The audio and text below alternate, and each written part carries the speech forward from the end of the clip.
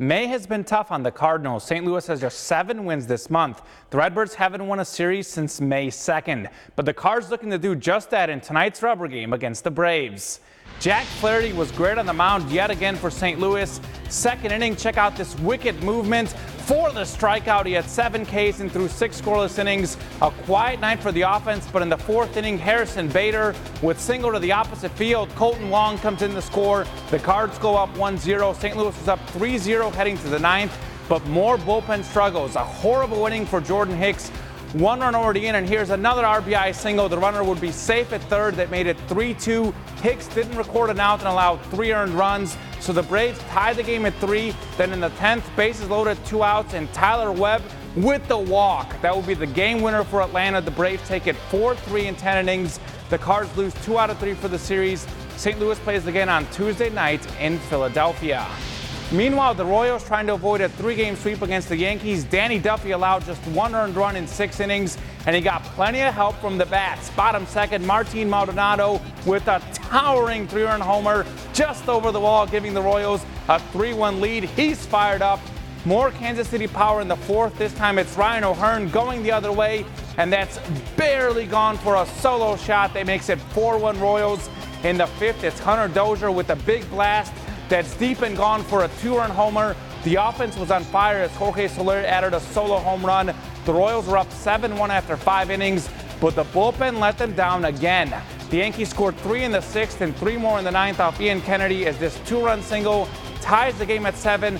We head to extras in the 10th, runner on second with 2 outs, and Whit Merrifield rips the ball past the third baseman. It's a walk-off winner as the speedy Billy Hamilton easily scores. The Royals take it 8-7. Kansas City plays in Chicago tomorrow afternoon against the White Sox. Moving to Mizzou baseball, the Tigers are in the NCAA tournament bubble. Mizzou will find out tomorrow morning whether they make the tournament. Mizzou has played a tough schedule in the nation's best baseball conference and has 4 road wins against teams who are currently in the top 15 nationally in RPI, but the Tigers dropped their final 5 games of the year, including their SEC tournament opener against Ole Miss. Overall, Mizzou's 34-22-1 on the season and 13-16-1 in the SEC. The NCAA selection show airs Monday at 11 a.m. on ESPNU. Sports have a way of lifting up a community during tragedies. The tornadoes in Jefferson City and Eldon did a lot of damage in those neighborhoods, but they couldn't stop the spirit of the athletes who shined at the state track and field championships. A great performance for the Eldon Mustangs in Class 3. Hunter Bushnell took home 2 individual titles. Freshman Caroline Beckman won 3 individual medals in jumping events. Teammate Haley Clifton won 2 medals. 2nd place in the shot put, 4th in the discus. The Eldon girls finished 5th as a team. A great showing after a tough week.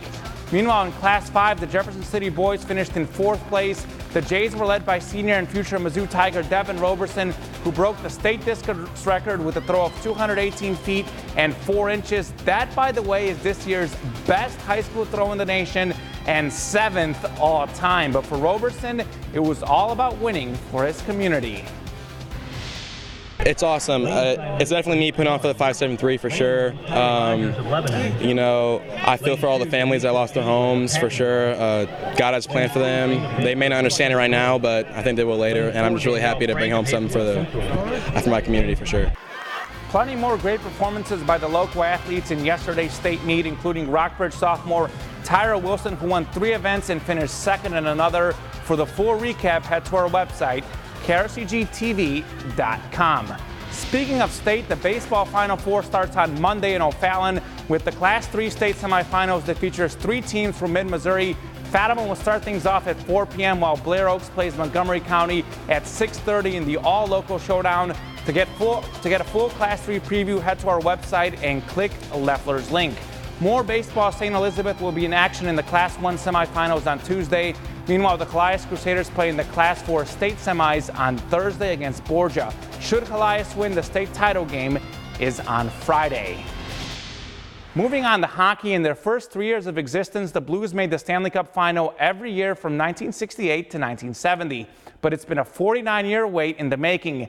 Now St. Louis is finally back. The Blues will play the Boston Bruins, the same team they faced in their last Stanley Cup final appearance.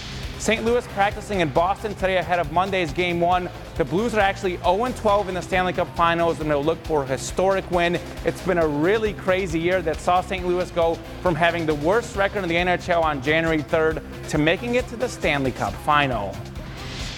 Get to this point is pretty rewarding, and to reward the city for being patient for not only the last 49 years, but what happened to us at the start of the year, and just shows the type of character that the city has, and that trickles down into our team.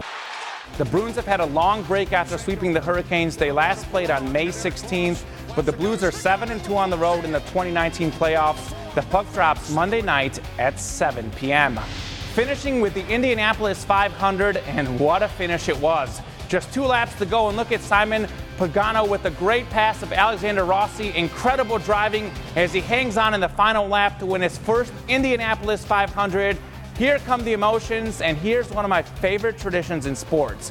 As the winner drinks the milk, more like a milk bath at this point, and like always, he's an absolute mess, but that's really cool to see.